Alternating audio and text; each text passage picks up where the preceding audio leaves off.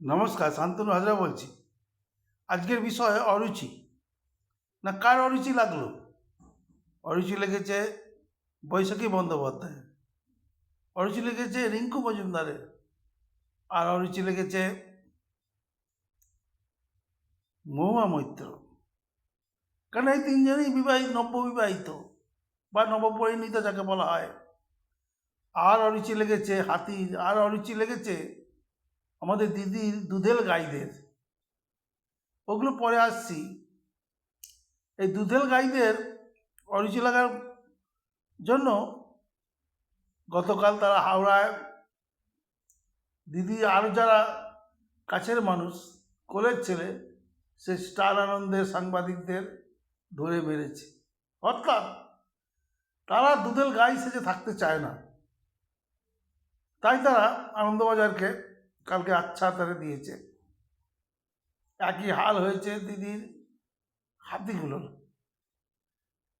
যে হাতিগুলোকে উনি পোষেন এক কাতা করে ভাতা দিয়ে, এমনিভাবে ব্যক্তিগত জীবনের হাতিদের কি হয়, দীর্ঘদিন ওদের বাচ্চা কাচ্চা হয় 10 বছর 15 বছর অন্তর।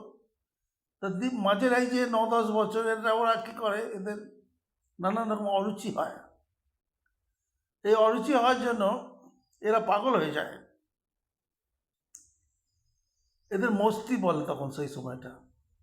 অর্থাৎ যে হাতিগুলোকে দিয়ে আমরা অন্য কুনকি হাতি বলে না, যাকে দিয়ে অন্য হাতিতে তাড়িয়ে নিয়ে যাই, সেই কুনকি হাতি তাদের কানে একটা করে ফোঁড়ার মতো হয়। এবার যারা মানুষের সমাজে যা হাতে যে সমস্ত হাতি, তাদের কানের অপারেশন করে ওই ফোঁড়াটা কেটে দিতে হয়, তবে তারা স্বাভাবিক হয়ে যায়, নইলে তারা এই অরুচিতেই থাকে।